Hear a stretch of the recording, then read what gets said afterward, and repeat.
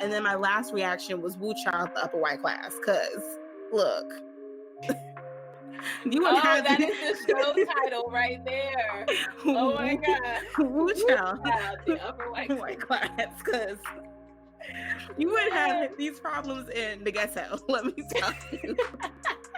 These would not exist in the ghetto, only in the upper white class, because that's the only way that this can make sense. White people drama is something else. See? That's a different kind of drama there. It's just like, bruh. Hey, Lit Set, it's Jasmine.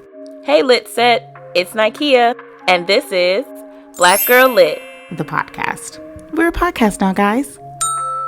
Where Black girls are lit, we get lit, and we read lit. This is Black Girl Lit, the podcast.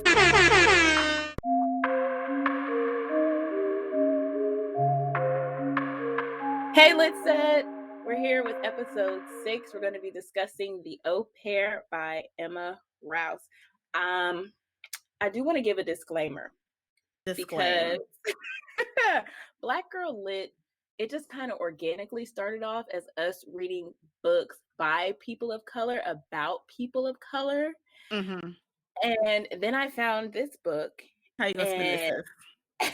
I was like, ooh, Jazz, it's by a white lady. Should we take it off the list? And she was like, no, we could just keep it. So this is a book by a white person. So Black Girl Lit is expanding and branching out. So we are in no way discriminating against anybody who's not a person of color, who's not Black. But this was just outside of our typical wheelhouse. But, I was trying to expand my territory and not read so many young adult lit novels to spare Jazz. Thank you. So when I found an adult thriller mystery, I was just like, boom, let's read it. And I didn't think about the person who wrote it. So, and this is not to say that reading books by people of non-color is bad. We're just saying that, like he said, we were initially set out to do this, that we were going to be reading books by people of color, women of color, whatever. And this author is a woman, so she does kind of halfway get a pass. She gets a half pass. But this is just us being, diverse and inclusive. So, this is the D&I department of Black Girl Lit. We're having some diversity and inclusion by including this novel. So yeah, because with this novel, Emma is the minority, because we're all about Black girl litness over here. Exactly.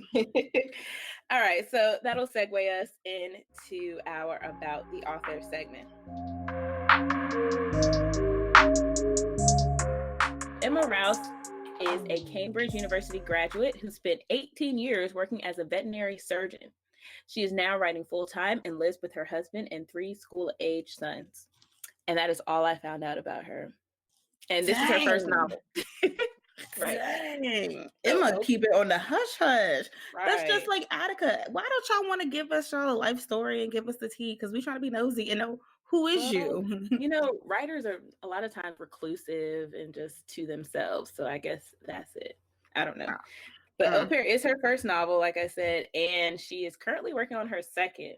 So I think it's pretty dope that she transitioned from being a full-time veterinary surgeon to writing full-time. Okay, she was a whole surgeon out here. Okay, surgeon. Now she's writing. That's what's up. I love it. And now on to our next segment, where Jazz flourishes and thrives and synopsizes. Here we go with the book synopsis.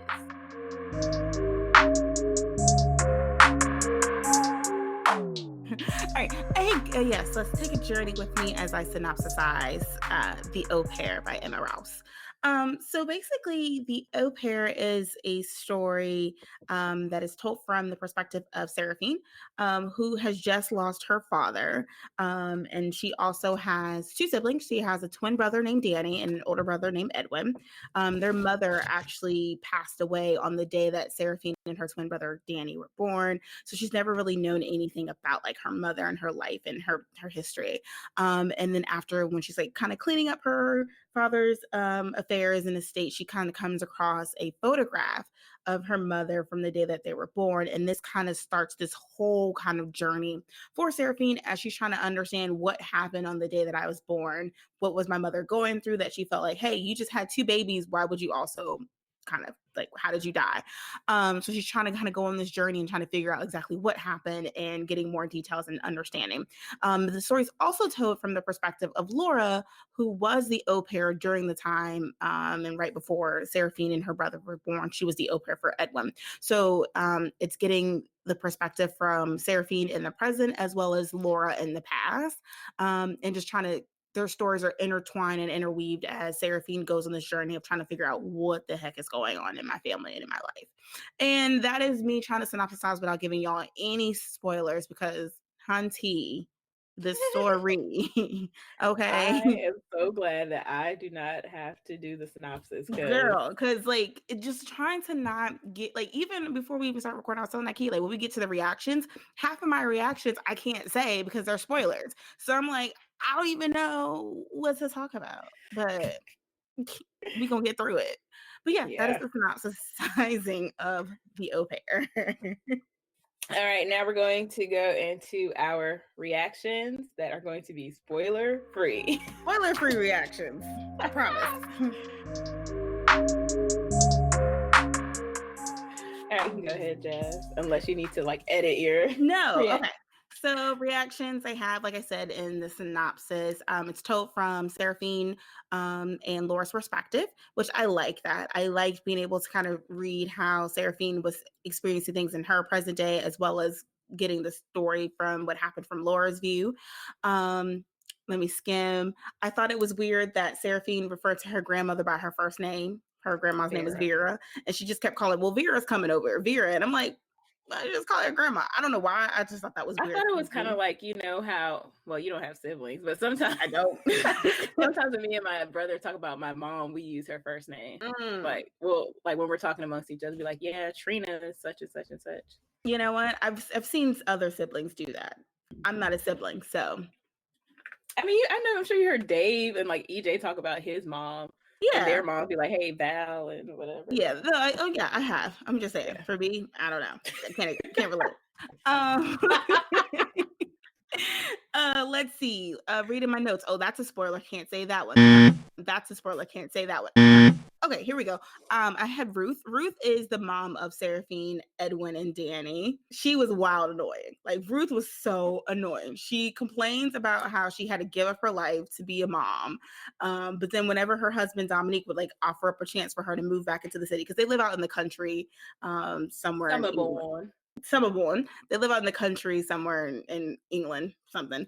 And anytime he would offer the chance to go back to Winterbourne, that's they house in London or city house in London.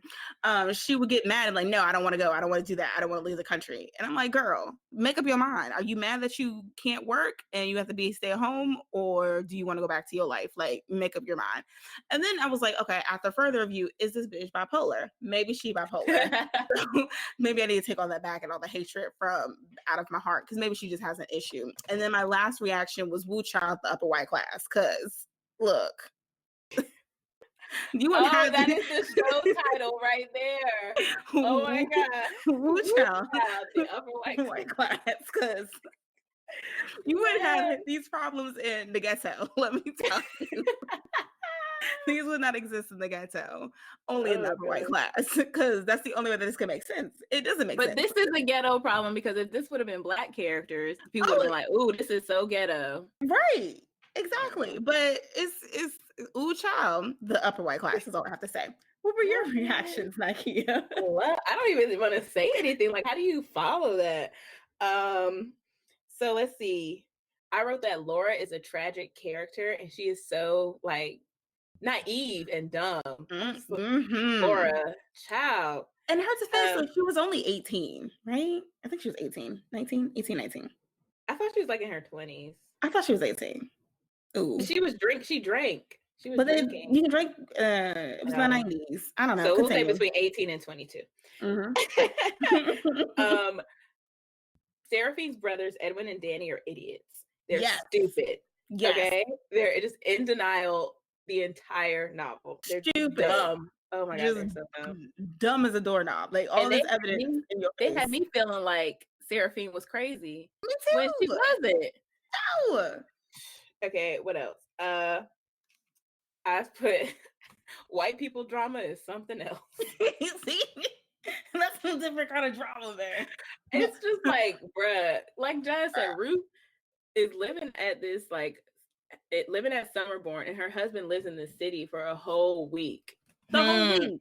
Says ain't no black woman gonna let her husband work in the city for a whole week, and he only come home on the weekends. On the Nah, weekend. No, mm-mm. okay. Not up in this house. Not up Eh, in here. not Not gonna happen. happen. Absolutely You not. gonna have to commute every day. That's what you're gonna Hello, have to do. absolutely, because we're not doing that. No. Seraphine has issues and needs help, but now that I think about like the people around her, they just didn't want her to like uncover any secrets, so they just made her look like she was crazy. I mean, she Hmm. did need some help after her father died, but she was really dealing with the stages of depression, Yeah. and grief and stuff like that. So she did need to go to some counseling or something.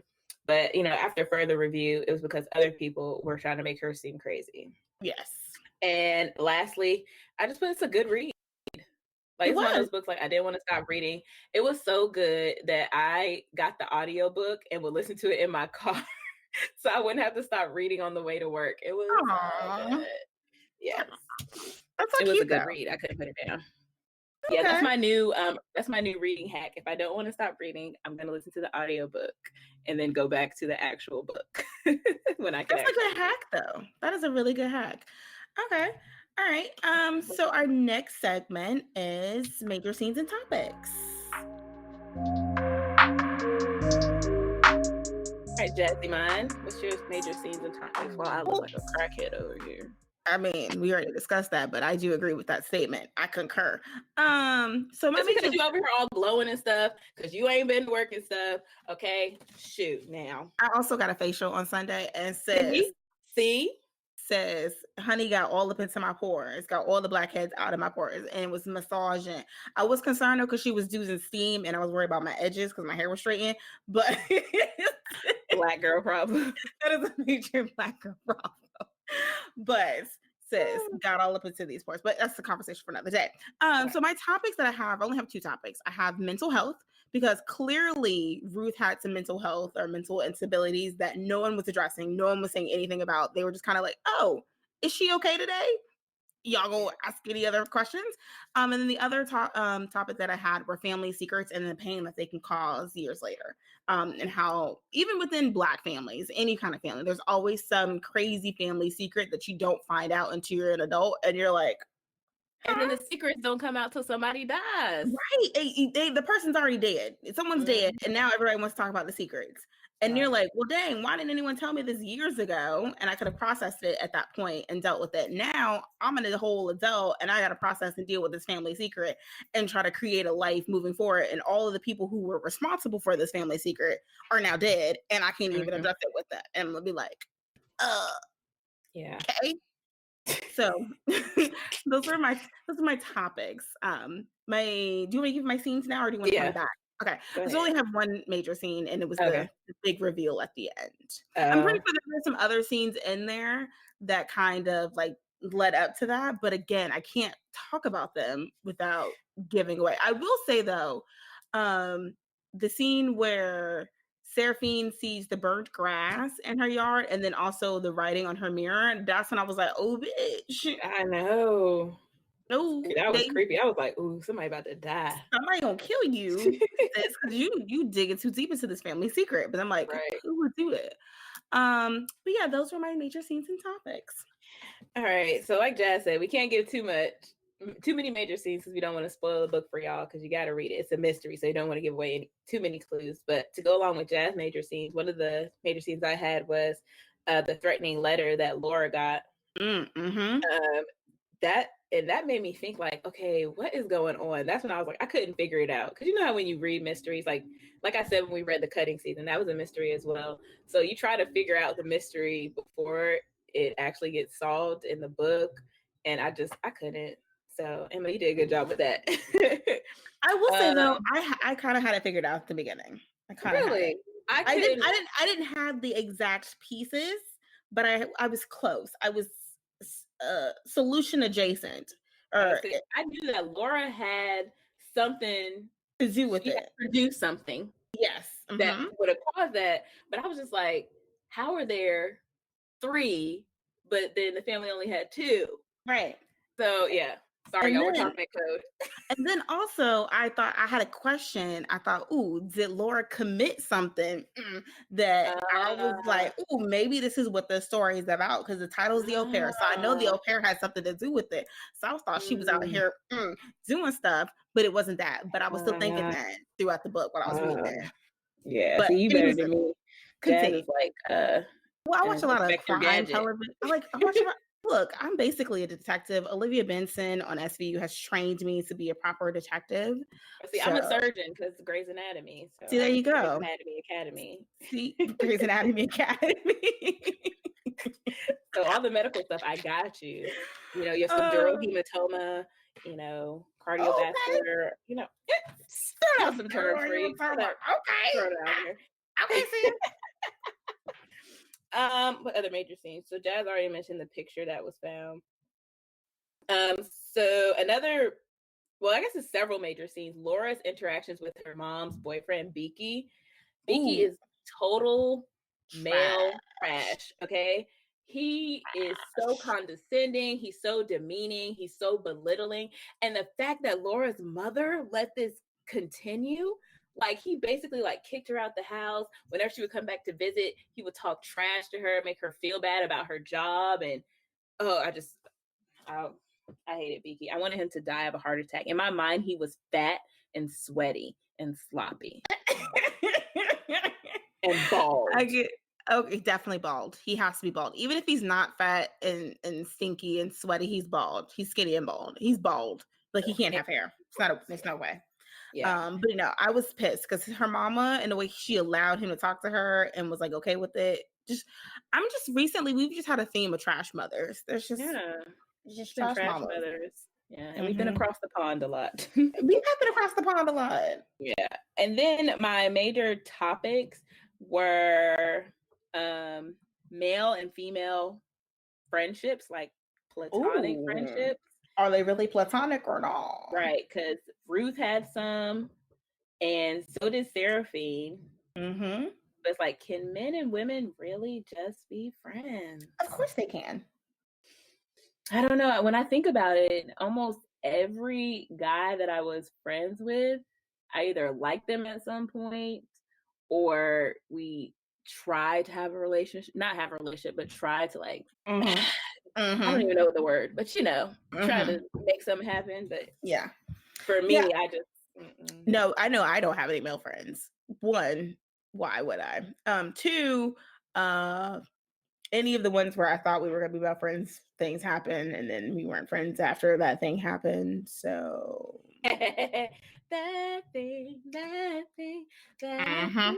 thing. So, yeah, I mean, I think in some situations they could probably actually happen, but in this Yeah, book, nah, bruh. yeah. And then the last topic I had was what we just mentioned a little bit was controlling mothers. Ruth's mother, Vera, was Ooh, all up in child. their business, all up in their business. And I think she is the catalyst for everything happening in this novel She was, because everybody was scared of her. So they all made these decisions out of fear of Vera. because Vera is a crazy AB.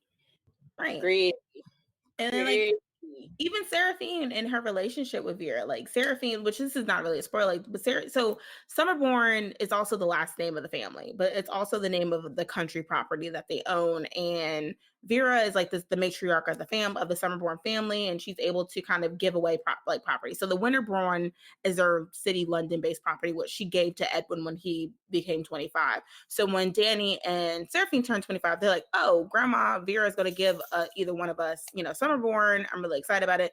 Danny didn't really want it, but Seraphine wanted it really badly. But Grandma gave it to freaking Danny, and that was upsetting to her. And this also was another catalyst as to why Seraphine started really digging into things because she couldn't understand why Grandma Vera would give this home to Danny when he doesn't care about it. He doesn't stay here. I've been living here. Danny's been traveling the world, and she just couldn't understand it. And it just all like culminates because Vera just wants to control the situation. She just Mhm. wants to control everything. And she's like, you're your stereotypical upper white class family where there's always that matriarch that cares about the perception of how your family's like viewed in the community and in the village or whatever.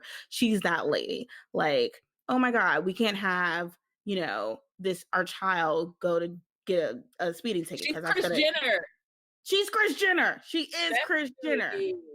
Ooh, that's good. I Modern was gonna go in a whole weird tangent, but no, she's Kris Jenner. Let's say it. But I will say though, in Kris Jenner's offense, she getting them checks for them. I don't like the Jenner Kardashian family. I don't fuck with any of them. I think they're a waste of space, not as humans, but just their whole image and their thing that they go after. I think it's a waste of space and waste of energy. Like I was on Twitter this morning. There's like a BuzzFeed article talking about because Kim, when decided to share all of the outfits that she's worn where her boobs are taped. Why do I care? Why do I care about that? That's not important to me. Who cares if she tapes her boobs in this outfit? That's not important. That's not newsworthy to me. But I will say though, Kris Jenner is amazing at keeping her families like She's a in. handler. She's a handler. That's what Vera is. She was a handler, and I say all this. Yeah, handling. Yeah, It's messy mama. handling. Yeah, Messy. but that was all my major scenes and topics because like we said, spoiler free section here. We are not going to spoil this for you because it's a mystery novel. Some books I'm just like, F it. I got to give y'all this tea. But this one, y'all gonna have to read. And that takes us into our next segment where we have sips. Oh, am I supposed to sip? Oh, hold on. Ouch. That was not And that we was ain't not got an that was not an attractive sip on my end. Sorry. Okay. That's okay because we ain't even got no sips. Y'all about to make me mad again. Why does Let me nobody want to check. talk to us? No one wants to I don't engage with know. us. Let me see. Do we have any messages in like requests? Is there some DM requests back there that we haven't seen? Does no one want I to don't talk to see us? it. No. I'm crying on the air right now because y'all don't want to talk to us. Y'all I don't got want notification. I don't see none. None in the email. Let me check the email. Nope. Well, y'all, SIPS is a segment where we have audience participation. So you can send in questions, comments, concerns, and we will include them in the episode. They do not have to be about the current book. They can be about previous books or related to topics about the book. So you can type it up and email it to us at blackgirllityt@gmail.com, or you can DM us on Instagram at blackgirllit_. Or you can do a voice recording and we can include that in the episode as well. So you can send it to our email or DM us on Instagram. We want you to participate and we want to have what, Jazz? engagement. Engagement. That's right. So I don't know if I have any sips as it pertains to this novel. I think what the only thing that I have discovered is that family secrets are the devil. Like, I'm gonna give y'all some tea about my family real quick, just a family secret right here. So, on my mama's side of the family, they country as hell. They from Coleraine, North Carolina, which What? nobody knows where Coleraine is. The Never next heard of it. biggest city for Coleraine is a Hosky. And just to give you some context on a Hosky just got a super Walmart maybe 5 years ago, and it was a big deal. So that lets you know that Coleraine small, a Hosky small, it's just all small. But come to find out, so my great grandmother on my mother's side, she had 4 kids. She had 3 girls and 1 boy. And I never really understood why they moved to Virginia. So, like, at some point when my grandmother was a child, they moved to Virginia, or like Norfolk, Virginia. And I never knew why. Well, come to find out, it's because my granddaddy was sleeping with somebody else, some lady around the corner. And the mistress showed up to the house like, "Ooh, I want your husband and I'm going to take him." And my great grandma was like, "Bitch, you can't take him. That's my man." And then my great grandfather apparently pulled out a gun, shot it in the roof in the ceiling of the house. It was like, nah, I'm going with her. And so my great grandma had to flee with her 4 kids to Norfolk, Virginia. And so that's how my family got its roots in Norfolk, Virginia. So I can that's take your van if I want to. basically, she did. What? Oh, Jed, you can write a little short story, sis. Right.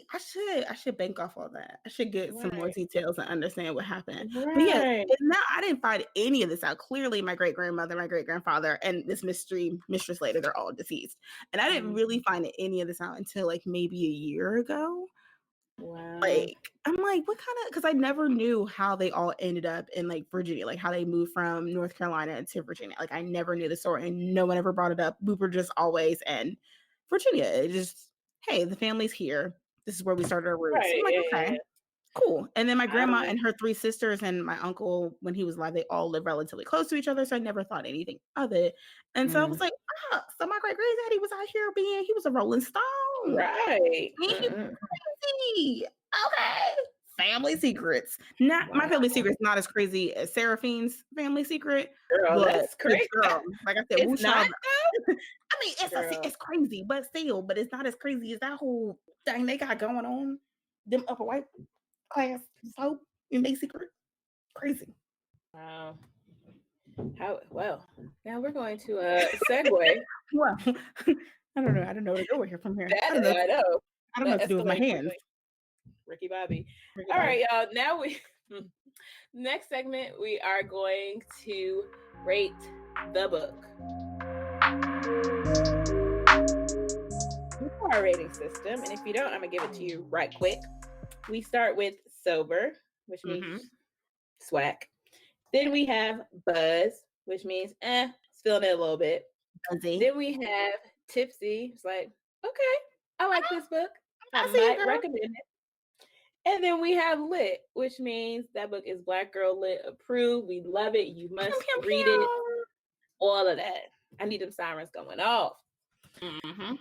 All right. I guess I'll rate since this was my pick. Oh, I didn't mention Yes, that. I picked this book. Oh, yes, I did. you did. I picked this book. I picked this book. So, I give the first part of the book up until maybe the last few chapters a lit. That's when Okay. you have the big reveal secret. Yeah. And then the end of the book, I give a tipsy because I feel like, do we need to know about the dinner and all of that? And then it was like some unnecessary, and then it kind of like just leaves you like with blue balls at the end, like not in a good way. We're like, oh, it was so good.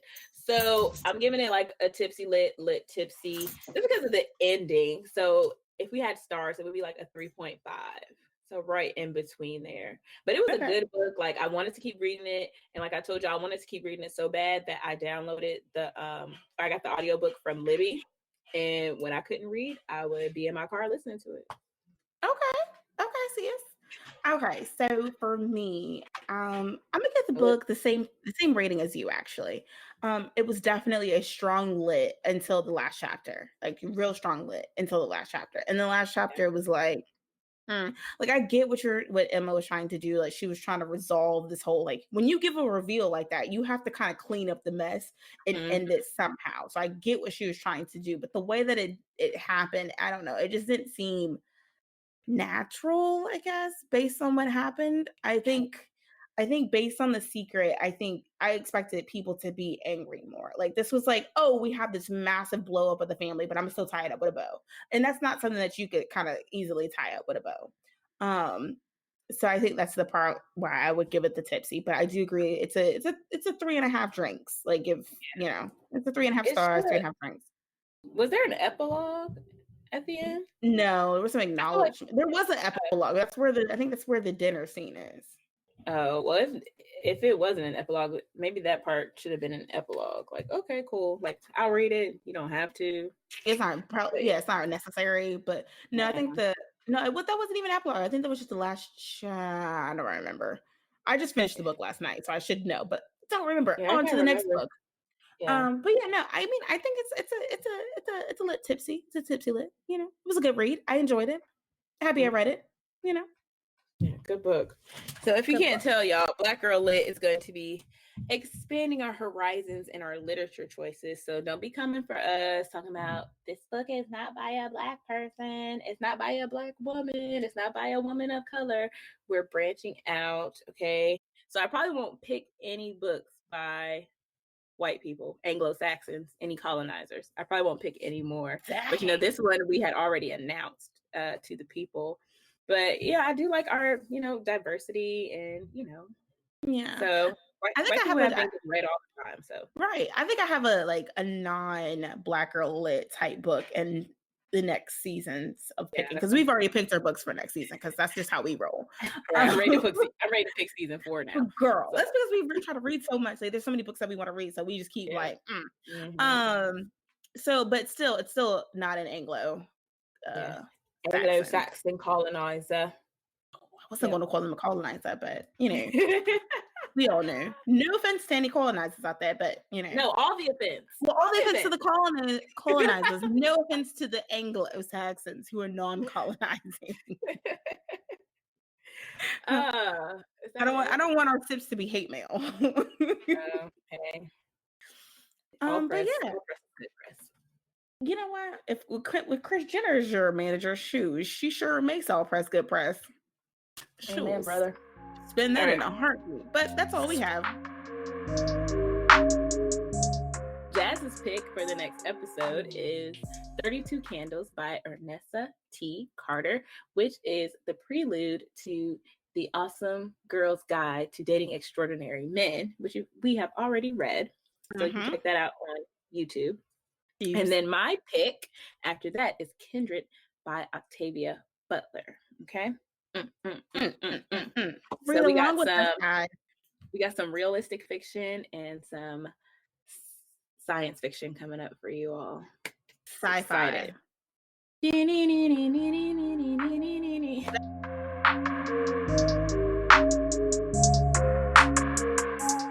Y'all, that is all. That's it. Yeah, that's all we have for today's episode. Thank you for listening.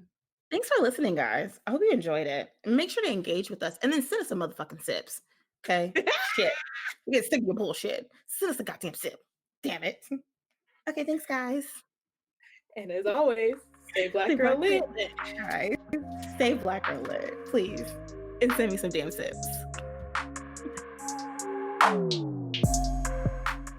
That's it for today's show. Thank you so much for listening. Be sure to subscribe, rate, and review on iTunes. Leave us a 5-star rating and a top-notch review to get us to the top review page on iTunes. And be sure to follow us and listen on SoundCloud.